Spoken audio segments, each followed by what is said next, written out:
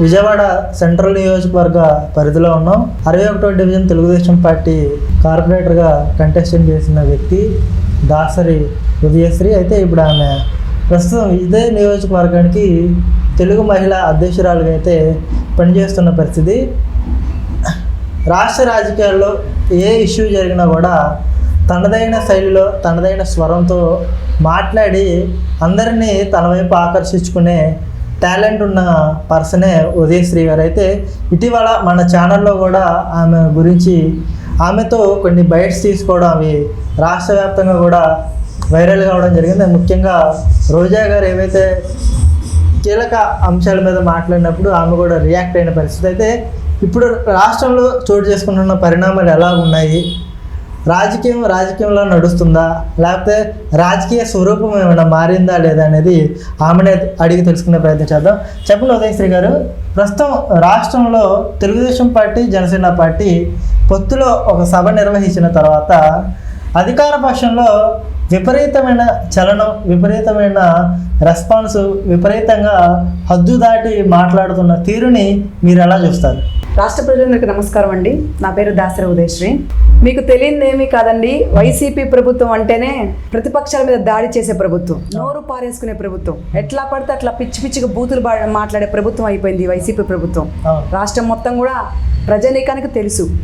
So ఏంటంటే మొన్న జరిగినటువంటి రా కదిలిరా సభలో పవన్ కళ్యాణ్ గారి స్పీచ్, ముఖ్యంగా చంద్రబాబు నాయుడు గారి స్పీచ్, ఆ జన ఆదరణ, ఆ వచ్చినటువంటి జన ప్రభంజనం, జన ప్రవాహం, జన సముద్రం చూసి వీళ్ళకి ఏం చేయాలో తెలియక అధికారం తెలుగుదేశం పార్టీ జనసేన పార్టీ సొంతం అవుతుంది అనే ఒక భయభ్రాందోళనకు గురైపోయి జగన్మోహన్ రెడ్డి ఉంటారు కదండి పేటీఎం బ్యాచ్, నేను ఒక మాటలో చెప్పాలంటే నేను పేటీఎం కుక్కలనే అంటాను. ఎందుకంటే ప్రతిపక్షాల గొంతు నొక్కేసి, ప్రతిపక్షాలు మాట్లాడితే గొంతెత్తితే గలమెత్తితే పిచ్చి పిచ్చి కేసులు పెట్టేసి ఎంతోమంది మీద అరాచకాలు చేసి కొట్లాట్లు, గుద్దుకోవటాలు, చంపుకోవటాలు, కత్తులతో పొడి చేసుకోవటాలు. ప్రతిపక్షం అంటే ఏంటండి? ప్రజల పక్షాన పోరాటం చేసే పార్టీలు. ప్రజలు ఏమీ చెప్పలేరు, వ్యక్తపరచలేరు కాబట్టి ప్రతిపక్షంలో ఉన్నటువంటి నాయకులు, పార్టీలు ప్రజల పక్షాన ప్రతి ఒక్కరు కూడా తెలియజేస్తారు. అలాంటి వాళ్ళని ఈరోజు గొంతు నొక్కేసి పిచ్చి పిచ్చిగా ఎట్లా పడితే అట్లాగా కేసులు పెడతా ఉంటే వాళ్ళు ఏమంటారండి కుక్కలనక? నేనే కాదు, ప్రతిపక్ష పార్టీలు ఎవరున్నా కూడా ఈ పేటీఎం కుక్కలనే అంటారు వైసీపీ పార్టీ నాయకుల్ని, కార్యకర్తల్ని.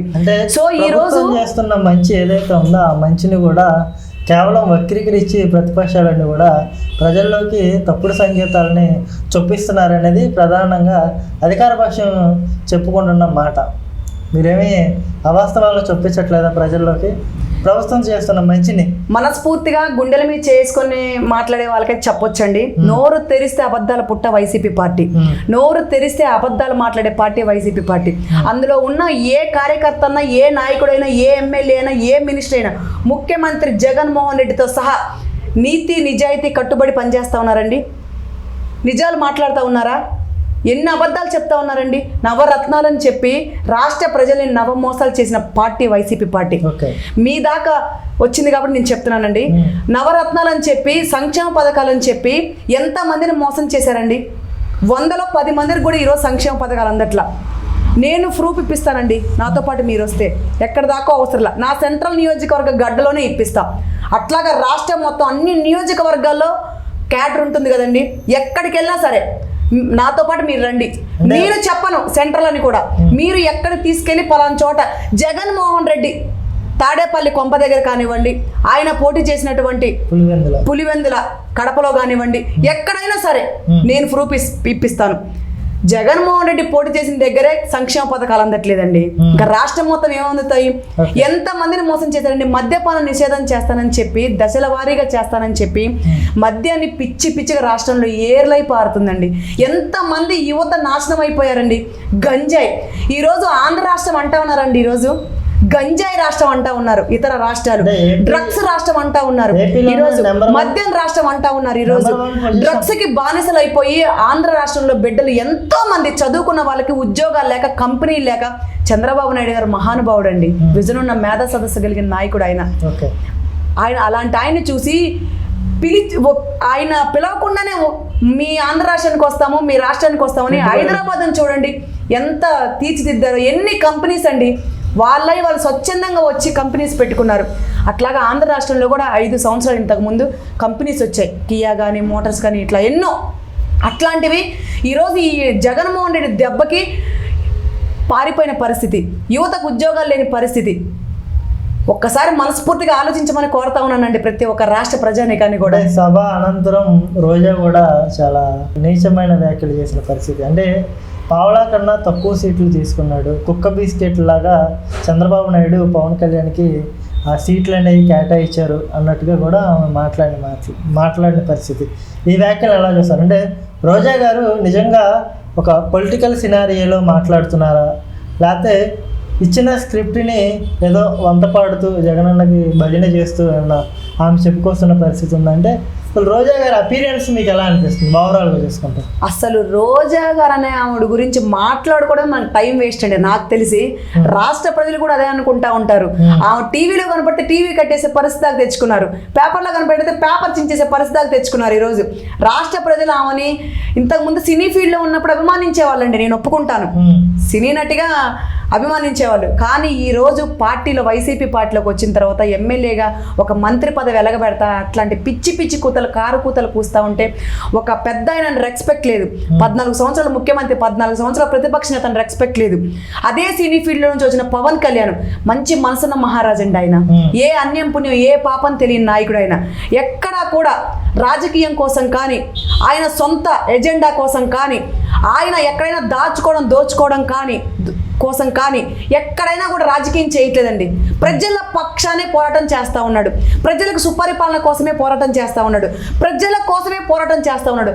ఆయన ప్రాణాలు తెగించి ప్రాణాలు పలంగా పెట్టి ఆయన ప్రజల కోసం ప్రాణాలు అర్పించడానికి కూడా సిద్ధంగా ఉన్న ఏకైక నాయకుడు అండి పవన్ కళ్యాణ్ గారు. ఆయన గురించి తప్పుడు కూతలు కూస్తూ ఉంది ఈరోజు రోజా. ఎట్లా సహిస్తారండి రాష్ట్ర ప్రజలు? ఓటు రూపంలో బుద్ధి చెప్పడానికి సిద్ధంగా ఉన్నారండి ఈ వైసీపీ పార్టీకి. ముఖ్యంగా ఎట్లా అంటే ప్రజలు గజమెత్తి మాట్లాడలేని పరిస్థితి ఈరోజు.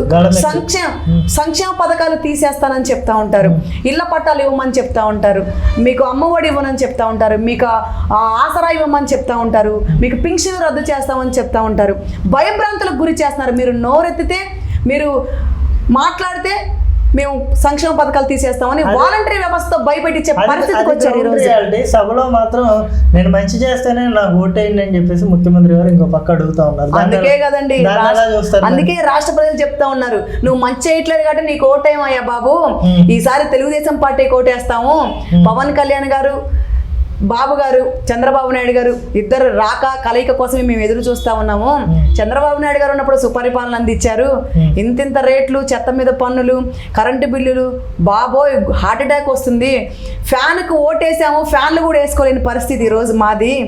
ఒక బల్బు కూడా వెలిగించుకోలేని పరిస్థితి. చీకటి రాష్ట్రం, ఎట్లాగో చీకటి రాష్ట్రం అయిపోయింది. మా ఇల్లులు, మేము ఉండే ఇల్లులు కూడా చీకటి ఇళ్లలో ఉంటున్నాం. మేము చీకటి ఇళ్లలో నివాసం చేస్తా ఉన్నాం, చీకటి ఇళ్లలో బ్రతుకుతా ఉన్నాం. మళ్ళీ వెలుగులు నింపాలంటే, ఆంధ్ర రాష్ట్రానికి వెలుగు రావాలంటే, మా ఇళ్లలో వెలుగులు నింపాలంటే, మా జీవితాల్లో వెలుగులు నింపాలంటే బాబు గారు కంపల్సరీ తెలుగుదేశం పార్టీ అధికారంలోకి రావాలని రాష్ట్ర ప్రజలు చెప్తా ఉన్నారు. మాట్లాడడానికి మాట్లాడుతూ ఉంటారండి సభల్లో, నచ్చితే ఓటేయండి, అందుకే కదా నచ్చట్లేదు ఓటేనని చెప్తా ఉన్నారు ఈరోజు. అంటే ఒక్క రోజా అనే కాదు, ఓవరాల్గా చూసుకుంటే అంబటి రాంబాబు గారు కానివ్వండి, పేర్ని నాని కానివ్వండి, గుడివాడ అమర్నాథ్ కానివ్వండి, ఆఖరికి బాపట్ల ఎంపీ నందిగం సురేష్ గారు కానివ్వండి, వీళ్ళంతా కూడా ఒక మూకలాగా పవన్ కళ్యాణ్ గారు ఏదో 24 సీట్లు తీసుకొని అసలు ప్రపంచంలో ఎవరు చేయని పెద్ద పాపం ఏదో చేశాడు అన్నట్టుగా వాళ్ళంతా బాధపడిపోవడాన్ని మనం ఎలా చూడొచ్చు అంటారు? ఇప్పుడు అంబటి రాంబాబు ఉన్నాడండి, నీటిపారుదల శాఖ మంత్రిగా ఉన్నాడు. ఏమి వెలగబెట్టాడండి? ప్రెస్ ముందుకు వచ్చి నేను ఈ ప్రాజెక్టు పూర్తి చేశాను, పోలవరాన్ని ఇంత దాకా తీసుకొచ్చాను ఈ 5 సంవత్సరాల్లో, పోనీ నిదానంగా కొంచెం కొంచెం డెవలప్మెంట్ చేస్తున్నాను అని ఏ రోజైనా చెప్తా ఉన్నారండి? చెప్పట్లేదు. కనీసం ఇప్పుడు వరకు దాని ఊసు కానీ ఆజుకు కానీ లేదు. ఆయనే మర్చిపోయి ఉంటాడు బహుశా నీటిపారుదల శాఖ మంత్రిని నేను అని. ఎప్పుడు దాకా ప్రతిపక్షాల మీద నోరు పారేసుకోవడం, ప్రతిపక్షాల గురించి తప్పుడు కూతలు కూయడము, ప్రతిపక్షాల గొంతు నొక్కేయడము, ప్రతిపక్షాల మీద తప్పుడు కేసులు పెట్టడానికి, ఎవరు ఏ ప్రెస్ మీట్ పెడతారా ప్రతిపక్షాలు, ఎవరు ఎక్కడ ఏ సభలు పెడతారా, రయ్యమంటూ పొలోమంటూ ఎప్పుడు ప్రెస్ ముందుకు వద్దామా, తప్పుడు కుదరు కారు కుదలు ఎప్పుడు కొద్దామా అనేదానికే ఈ వైసీపీ మంత్రులు కానీ ఎమ్మెల్యేలు కానీ ఉన్నారే తప్ప రాష్ట్ర సుపరిపాలన కోసం కానీ, రాష్ట్ర సంక్షేమం, రాష్ట్ర అభివృద్ధి కోసం కానీ ఏదీ లేదండి. ఇకపోతే ఈ కోడిగుడ్డు మంత్రి ఏంటండి, ఏం వెలగబెట్టాడు? ఒక మంత్రిగా ఉండి ఏం చేశాడు? ఎమ్మెల్యేగా ఉండి ఆయన నియోజకవర్గంలో ఏం అభివృద్ధి చేశాడని అడుగుతా ఉన్నాను. దమ్ము ధైర్యం ఉంటే ఇప్పుడు వరకు వైసీపీలో ఉన్నటువంటి ఎమ్మెల్యేలు, మంత్రులు మా నియోజకవర్గంలో ఇది అభివృద్ధి చేశాము, నేను మంత్రిగా ఉండి దీనికి న్యాయం చేశాను, పలాని మంత్రిని నేను ఈ మంత్రికి సంబంధించిన ఈ శాఖకి నేను ఈ న్యాయం చేశాను, ఈ అభివృద్ధి చేశాను, ప్రజలకి ఇది చూపిస్తాను అని ఎవరైనా గొంతెత్తి మాట్లాడే పరిస్థితి ఉందండి ఈ వైసీపీ నాయకుల్లో? లేదు. ఎప్పుడు దాకా జగన్మోహన్ రెడ్డి ఎప్పుడు మెప్పులు పొందుదామా, ఆయన ఎప్పుడు సీట్ ఇవ్వకపోతే, ఎప్పుడు ప్రతిపక్షాల మీద తిడితే, నోరు పారేసుకుంటే, బూతులు తిట్టేస్తే జగన్మోహన్ రెడ్డికి సరదా, సంకలు గుద్దుకుంటా ఉంటాడు, నవ్వుకుంటా ఉంటాడు, సంకలు ఎగరేసుకుంటా ఉంటాడు. కాబట్టి ప్రతిపక్షాలు జగన్మోహన్ రెడ్డి మెప్పులు పొందడం కోసం ప్రతిపక్షాలను తిట్టడానికి ముఖ్యంగా జగన్ టార్గెట్ చంద్రబాబు నాయుడు గారు, పవన్ కళ్యాణ్ గారు. వాళ్ళిద్దరిని ఎవరైతే ఎక్కువగా హైప్గా తిడతారో వాళ్ళకి మంత్రి పదవులు అంట, వాళ్ళకి ఎమ్మెల్యే సీట్లు అంట. ఏమన్నా న్యాయం అండి? రాష్ట్ర ప్రజలకు తెలియదు అనుకుంటా ఉన్నారు. రాష్ట్ర ప్రజలు చాలా తెలివైన వాళ్ళు. రాష్ట్ర ప్రజలు మనకన్నా మేధా సదస్సు కలిగిన వాళ్ళు ఎవరికి ఓటేయాలో, ఈ 5 సంవత్సరాలు ఎంత ఇబ్బంది పడ్డారో, 5 సంవత్సరాలు ఎంత అరాచకమైన ప్రభుత్వాన్ని చూశారో, 5 సంవత్సరాలు ఎంత సుపరిపాలన అందించారో, ఏమి ఎలగబెట్టారో, రాష్ట్ర ప్రజల్ని ఎంత సర్వనాశనం చేశారో, రాజధాని లేని రాష్ట్రాన్ని చేశారో, 3 ముక్కలాట ఆడేశారో, రిషికొండని గుండు కొట్టేశారో, 500 కోట్లు పెట్టి ప్యాలెస్ ఎట్లా కట్టుకున్నాడో, నేను పేదవాడిని అని చెప్తా ఉన్నాడు. ఈ పేదవాడికి ఎన్ని ప్యాలెస్లు ఉన్నాయో రాష్ట్ర ప్రజలకు అన్నీ తెలుసండి. నోరుంది కదని ఒక మాట మాట్లాడితే అది నిజమైపోదు. రాష్ట్ర ప్రజలు అన్నీ గమనిస్తూ ఉన్నారు.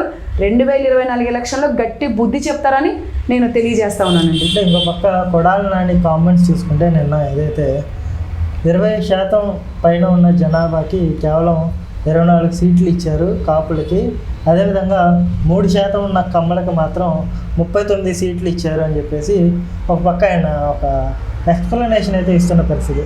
ఇంకో పక్క కులం చూడడం, మతం చూడడం, ప్రాంతం చూడడం అని చెప్పుకొస్తున్న పార్టీయే ఈ రోజున కులాల ప్రాతిపాదికన సీట్లు ఇస్తూ కులాలని ఆలోచింపజేసేలాగా మాట్లాడడం అనేది మనం ఎలా అర్థం చేసుకోవచ్చు ఉంటాం? ఎగిసి పడతా ఉన్నారండి ఈరోజు ఈ వైసీపీ ప్రభుత్వం కూడా, వైసీపీలో ఉన్నటువంటి నాయకులు కూడా. ఎన్ని సీట్లు ఇస్తే మీకెందుకు?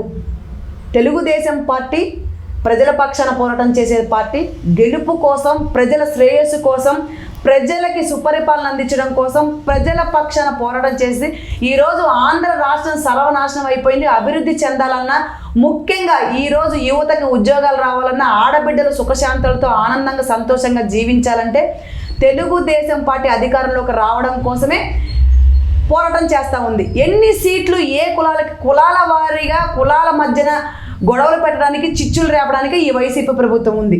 ఈ వైసీపీ ప్రభుత్వంలో రెడ్లకి ఎంత ప్రాధాన్యత ఇచ్చారు, రెడ్లకి ఎన్ని సీట్లు ఇచ్చారు, రెడ్లకి ఎన్ని పోస్టులు ఇచ్చారు, ఒకసారి మీరు చూసుకోమని ఒక ఏలు ఎదుటివాడి ముందు చూపించే ముందు 4 వేళ్ళు మన వైపు చూపిస్తాయన్న సంగతి ఈ వైసీపీ ప్రభుత్వం మర్చిపోతా ఉంది. జగన్మోహన్ రెడ్డి ప్రభుత్వం అంటే రెడ్ల పార్టీ అయిపోయింది. ఈరోజు రెడ్ల ప్రభుత్వం అయిపోయింది. రెడ్లకు తప్ప ఎస్సీలకు కానీ, బీసీలకు కానీ, మైనారిటీలకు కానీ ఎక్కడైనా మీరు పదవులు ఇచ్చారా? ఎమ్మెల్యే ఉన్నటువంటి కంటెస్టెంట్లకు కానీ మీరు ఈరోజు ఎమ్మెల్యేగా పోటీ చేయమని మీరు ఇచ్చారా? ఒకసారి మీరు చూసుకోండి. రెడ్లకి ప్రాధాన్యత ఇస్తూ రెడ్ల కోసమే బ్రతుకుతున్న పార్టీ, రెడ్లని బాగు చేయడానికి పుట్టిన పార్టీ వైసీపీ పార్టీ. మీరు ఈరోజు బీసీలని ముందడుగులో ఉంచి బీసీలకి అత్యధికమైన స్థానాన్ని కల్పించి బీసీలకి పెద్దపీట వేసిన పార్టీ తెలుగుదేశం పార్టీ, మైనార్టీలకు పెద్దపీట వేసిన పార్టీ తెలుగుదేశం పార్టీ, ఎస్సీ ఎస్టీలకు పెద్దపీట వేసిన పార్టీ తెలుగుదేశం పార్టీ. 3 వర్గాలకు కూడా ఎక్కడా లేని ప్రాధాన్యత పార్టీల తెలియజేసింది, పార్టీలో ముందడుగు చూపింది, ముందు బాట వేసింది, పెద్దపీట వేసింది కేవలం తెలుగుదేశం పార్టీ అని ఒక మహిళగా చాలా గర్వంగా చెప్పగలను. ఈ రోజు వీళ్ళు పిచ్చి పిచ్చి కూతలు కూసినంత మాత్రాన రాష్ట్ర ప్రజలు ఏది నమ్మరండి. రాష్ట్ర ప్రజానీకానికి తెలుసు తెలుగుదేశం పార్టీలో బీసీలకు ఎంత స్థానం ఉందో, ఎస్సీ ఎస్టీ మైనార్టీలకు ఎంత స్థానం ఉందో, ఇటు పోతే జగన్మోహన్ రెడ్డి ప్రభుత్వం వచ్చిన తర్వాత రెడ్లకు ఎంత స్థానం ఉందో, ఎస్సీ ఎస్టీ మైనార్టీని ఎంత అనగదొక్కేశారో, ఎంత చిన్న చూపు చూస్తూ ఉన్నారో. జగన్మోహన్ రెడ్డి రెడ్లనే పక్కన కూర్చోబెట్టి ఎస్సీలనే మోకాల మీద నిల్చోబెట్టి మోకాల మీద కూర్చోబెట్టిన పరిస్థితి దృశ్యాలు, బీసీని ఎక్కడో చివర కూర్చోబెట్టి నిల్చోబెట్టి ఆ చేతులు కట్టించుకునే రీతిలో ఉన్నారు. వీడియోలు, పోస్టులు, పేపర్లో, టీవీలో అన్నీ చూసిన రాష్ట్రంలో ప్రజలకు అందరికీ తెలుసండి. ఈరోజు ఈ మంత్రులు, ఈ ఎమ్మెల్యేలు మాట్లాడినంత మాత్రం నిజమైపోవండి. వీళ్ళు మాట్లాడిన మాటలు వినడానికి కూడా రాష్ట్ర ప్రజలు సిద్ధంగా లేరని నేను తెలియజేస్తా ఉన్నానండి. ఓకే, తాజాగా మీరు సోషల్ మీడియా వేదికగా వెల్లంపల్లి మీద చాలా హద్దు మీరి వ్యాఖ్యలు చేస్తున్నారు.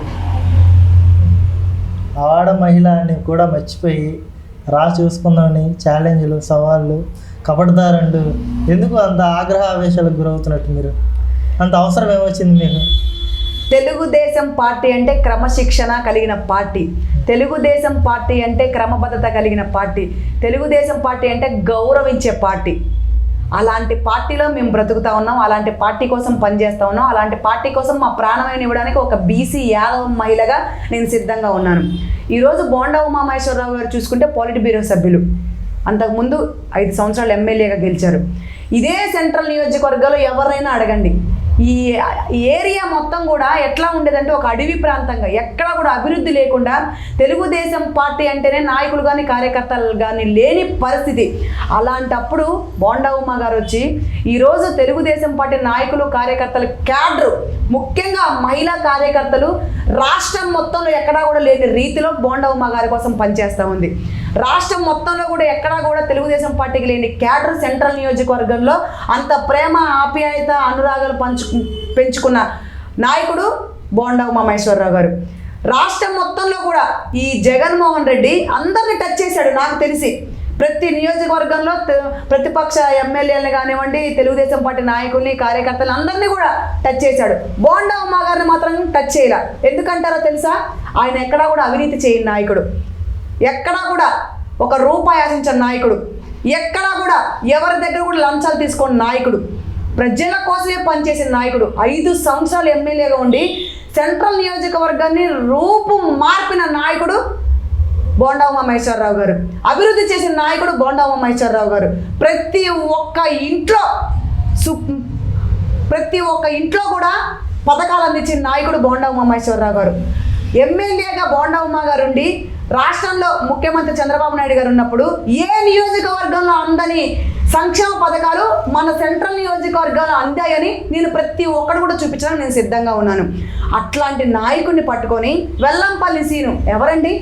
జగనన్న ఆడదాం అందులో భాగంగా జగనన్న కోడితే పచ్చిలో నుంచి వచ్చి సెంటర్లో పడ్డాడు. మల్లాది విష్ణుని తీసేశారు, సెంట్రల్లో నుంచి ఈయనకి ఇచ్చారు. వచ్చినప్పుడు ఏం చేయాలి? అమ్మా బాబాని ప్రజల దగ్గరికి వెళ్ళాలి, నేను ఇదమ్మా సో అని చెప్పుకోవాలి, ఓట్లు అడుక్కోవాలి, నీ ప్రజలు నువ్వు చేసుకోవాలి, తప్పులేదు. నువ్వు వచ్చిన తర్వాత ఎక్కడైనా వీడియో చూపించండి. ఫస్ట్ వెల్లంపల్లి సీన్ అనే వ్యక్తి బోండా ఉమా గారి వ్యక్తిగత విషయాలు తలదూర్చారు, వ్యక్తిగత విషయాల్లోకి వెళ్ళారు, వ్యక్తిగత విషయాల గురించి మీడియాలో మాట్లాడారు. బోండా ఉమా అభివృద్ధి చేయలేదు, అలాంటి నాయకుడు, ఇలాంటి నాయకుడు, భూ కబ్జాల నాయకుడు. ఏం పీకుతా ఉన్నారు మరి మీరు ఈ 5 సంవత్సరాలు? అడుగుతా ఉన్నాను ఒక మహిళగా నేను. 5 సంవత్సరాలు ముఖ్యమంత్రి నీ జగన్మోహన్ రెడ్డి, నువ్వు ఒక మంత్రివి, ఒక ఎమ్మెల్యేవి, ఇక్కడ స్థానికంగా మల్లాది విష్ణు ఎమ్మెల్యే, రాష్ట్రం మొత్తంలో దాదాపు మీరే చాలామంది ఎమ్మెల్యేలు. ఏం పీకారు మరి? నీ జగన్మోహన్ రెడ్డి ఏం పీకాడు? బోండా ఉమా గారు ఎందుకు టచ్ చేయలేదు? అవినీతి చేశానని చెప్తా ఉన్నారు మీరు.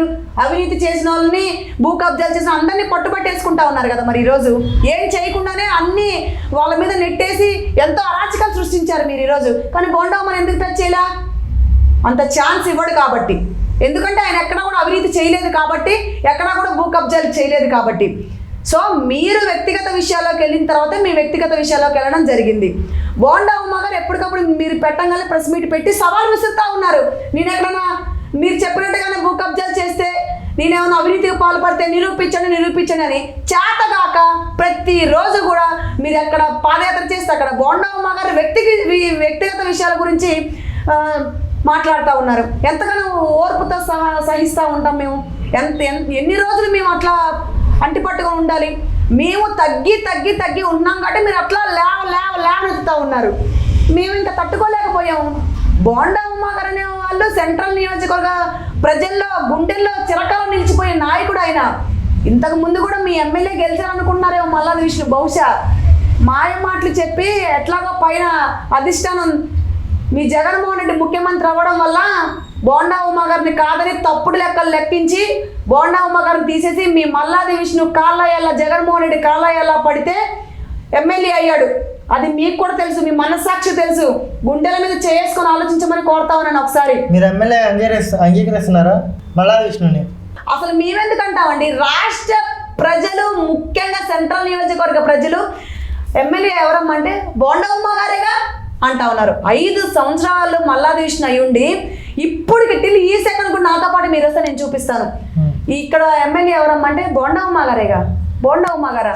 బోండా ఉమా గారు కాదమ్మా ఇప్పుడు వైసీపీ మల్లాది విష్ణు అంటే. అవునా? మాకు అసలు తెలియదమ్మా, మేము బోండా ఉమా గారే అనుకుంటా ఉన్నాము. రోజు ప్రజలను తిరుగుతూ ఉన్నారు, రోజు ఏదో ఒక డివిజన్లోకి వస్తూనే ఉన్నారు. పెళ్ళిళ్ళని, శుభకార్యాలని, అశుభకార్యాలని ప్రతిరోజు మేము ఆయన్నే చూస్తూ ఉన్నామే. ఈ మల్లాది విష్ణు ఏ రోజు కూడా చూడలేదు. ఎమ్మెల్యే అయ్యి ఉండి ఒకసారి కూడా రావట్లేదు ఏంటమ్మా? ఈ గెలవకుండానే బోండా ఉమా గారు ఎన్నిసార్లు తిరుగుతూ ఉన్నారు. అయ్యో మేము ఈరోజు బోండా ఉమా గారు అనుకుంటా ఉన్నాం, ఎమ్మెల్యే అంటా ఉన్నారు. ఇంకెంతకన్నా ఏం కావాలండి? ఓవరాల్గా ఏం చెప్తారంటే, రేపు కొద్ది రోజుల్లోనే ఎన్నికలు అయితే రానున్నాయి కదా. చాలామంది కూడా ఇంకా ఎస్సీలు కానివ్వండి, మైనార్టీలు కానివ్వండి, ఇంకా జగన్ మాకు చాలా మంచి చేశాడని చెప్పేసి చాలా బలంగా చెప్తున్నారు. మాకు మంచి జరిగిందనే వాళ్ళు కూడా భావిస్తున్నారు. వాళ్ళ వర్షన్ అది. ఒక మహిళలకు కానివ్వండి, ఎస్సీలకు కానివ్వండి, మైనార్టీలకు కానివ్వండి ఎంతవరకు మంచి జరిగింది అనేది 2 మాటల్లో ఏం చెప్తారు? మీకు ఎలా చెప్తున్నారో మాకు తెలియదండి. మేము డోర్ టు డోర్ క్యాంపింగ్ వెళ్ళినప్పుడు కానివ్వండి, మేము ఎక్కడ ఏ మీటింగ్లు పెట్టినా కానీ స్వచ్ఛందంగా, ముఖ్యంగా మైనారిటీలు, ఎస్సీ, ఎస్టీ, బీసీలే ఎక్కువగా వస్తూ ఉన్నారండి. ఈరోజు గుమ్మాల ముందు మా బోండా ఉమా గారు పాదయాత్ర బాబు షూటి భవిష్యత్తు గారిని ప్రోగ్రామ్ చేస్తే, తప్పు చేశాం బాబు, జీవితంలో జగన్మోహన్ రెడ్డికి ఓటేయము, మేము మైనారిటీలో మమ్మల్ని మోసం చేశాడండి, దుల్హాన్ పథకం అని కానివ్వండి, మాకు చనిపోతే మట్టి ఖర్చులకు డబ్బులు కానివ్వండి, ఎవరైనా చనిపోతే 2 లక్షలు కానివ్వండి, ప్రమాదవశాత్తు చనిపోతే 5 లక్షలు కానివ్వండి, పెళ్లి కానుకలు కానివ్వండి, రంజాన్ తోఫాలు కానివ్వండి, ఏమీ లేవు బాబు, మేము తప్పు చేశామయ్యా. ముఖ్యంగా రాష్ట్రంలో అభివృద్ధి లేదు. మా బిడ్డలు ఈరోజు బీటెక్ చదువుకున్నారు, డిగ్రీ చదువుకున్నారు, ఎక్కడో ఉద్యోగాలు చేయాల్సి వస్తుందండి. మా బిడ్డలు మా కళ్ళ ముందు లేక మేము ఎంతో బాధపడతా ఉన్నాం, నరకయాతన అనుభవిస్తూ ఉన్నాం. రాష్ట్రంలో బాబు గారు చాలా అవసరం అండి. చాలా చాలా చాలా అభివృద్ధి చేసిన నాయకుడు అండి. ఆయన్ని కాదని ఈయన మాయ మాటలు, ఈయన కల్లుబుల్లి కబుర్లు నమ్మి మేము ఓటేసామండి. దయచేసి తప్పు చెయ్యం బాబు, మమ్మల్ని క్షమించండి అయ్యా అని 2 చేతులు ఎత్తి ప్రాధాయపడతా ఉన్నారు ఈరోజు బోండా ఉమా గారి కోసం. ముఖ్యంగా ఎస్సీ, ఎస్టీ, మైనారిటీలే నాకు తెలిసి వాళ్ళే గట్టి బుద్ధి చెప్తారండి. నేనున్నాను అని జగన్మోహన్ రెడ్డి ఎస్సీ, ఎస్టీ, మైనారిటీని మోసం చేసి నేను మీ బిడ్డనని చెప్పి ఎంతో మోసం చేశాడండి. ఆయన మాటలు నమ్మారు ఈరోజు జనం కూడా. అదే జనం ఈ జగన్కి బుద్ధి చెప్పడానికి సిద్ధంగా ఉన్నారండి. థ్యాంక్ యూ అండి. Thank you.